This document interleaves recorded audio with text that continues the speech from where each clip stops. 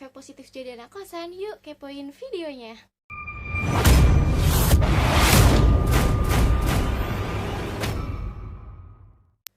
Assalamualaikum warahmatullahi wabarakatuh. Hai, ketemu lagi dengan Rizka. Kali ini aku ingin berbagi informasi tentang efek positif menjadi anak kosan. Ini berdasarkan pengalaman pribadi yang udah lama banget ngekos ya, selama lebih dari 7 tahun. Dan aku bisa menarik kesimpulan bahwa ada beberapa efek positif dari anak kosan. Yang pertama adalah mandiri. Mandiri di rumah sama mandiri di kosan itu beda banget ya. Kalau di kosan itu dari kita bangun pagi sampai kita tidur lagi, itu benar-benar 100% mandiri tanpa ikut campur dari orang lain ya. Itu benar-benar pure murni kemandirian dari kita sendiri ya. Dan yang kedua adalah bertanggung jawab. Tanggung jawab di sini lebih ke diri kita sendiri ya, dan juga tanggung jawab terhadap lingkungan kita.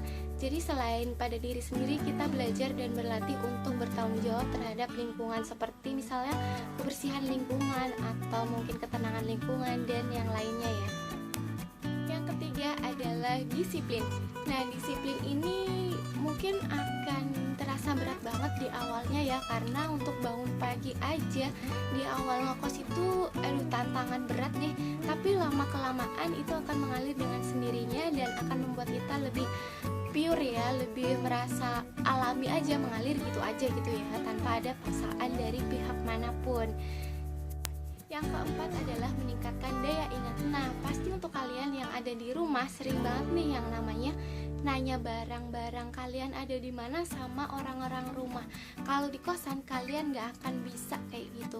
Dan lama-kelamaan daya ingat kalian akan dipicu untuk lebih mengingat secara detail dan secara rinci tentang semua barang-barang yang kalian punya ataupun tentang kegiatan-kegiatan yang kalian lakuin ya.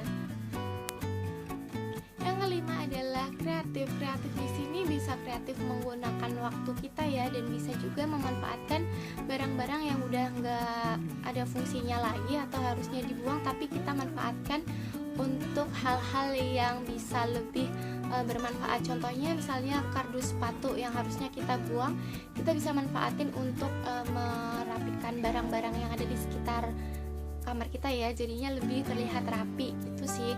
Dan ada juga orang-orang yang kreatif menghasilkan suatu karya dan mereka juga memperoleh penghasilan dari karya itu ya. Jadi untuk anak kosan tetap kreatif untuk berkarya ya. Siapa tahu nantinya kalian akan mendapatkan tambahan penghasilan dari karya kalian.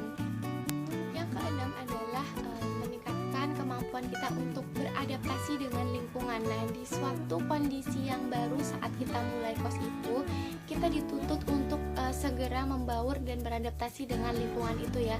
Jadi ketika kalian harus memasuki suatu lingkungan baru, kalian udah terbiasa dan dengan cepat kalian bisa menyesuaikan diri.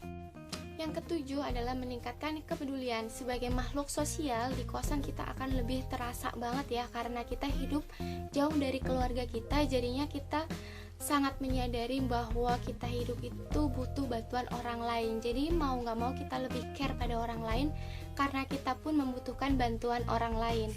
Yang kedelapan adalah menghormati orang lain. Nah, kita udah terbiasa dengan kata-kata ini dari kecil ya. Cuman di sini kita akan lebih mengerti akan esensi kata-kata itu ya, karena di sini kita bertemu dengan banyak orang dengan berbagai latar belakang yang berbeda, perilaku yang berbeda, dan mungkin kebudayaan yang beda. Dan kita tetap dituntut untuk menghormati mereka. Ini adalah sebuah challenge yang buat kita harus kita taklukkan gitu ya. Dan aku yakin kalian pasti akan bisa, dan lama kelamaan ini akan menjadi sebuah kebiasaan yang ya mudah bagi kita. Yang kesembilan adalah memperdalam kemampuan untuk menganalisis dalam mengambil keputusan. Wah, kayaknya berat banget ya.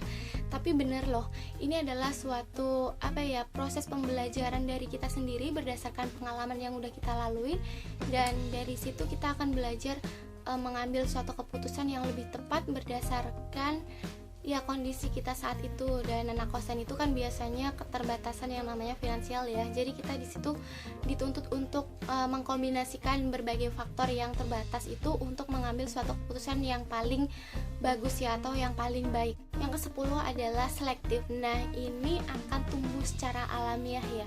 Untuk di awal pasti ini belum ada ya jiwa seperti ini, tapi lama-kelamaan ini akan tumbuh dengan sendirinya, bahkan akan menyaingi orang-orang kayak misalnya ibu-ibu. Kalian bisa setara dengan mereka karena pengalaman yang mengajari kalian untuk lebih selektif di kehidupan yang lumayan kejam ini ya. Nah, itu dia efek positif menjadi anak kosan. Jadi untuk kalian yang ingin kos di tahun ini, kalian jangan takut karena banyak banget manfaat yang akan kalian peroleh, dan mungkin akan berbeda jika kalian tetap di rumah aja ya. Jadi ini akan menjadi bekal kalian untuk menjadi lebih baik ke depannya ya. Cukup sekian untuk kali ini, dan mudah-mudahan kalian tetap positive thinking, jaga kesehatan, dan selamat menunaikan ibadah puasa. Mudah-mudahan di Ramadan kali ini menjadi Ramadan yang penuh berkah dan penuh makna ya. Itu aja, dan selamat melakukan aktivitas kalian yang positif, and see you.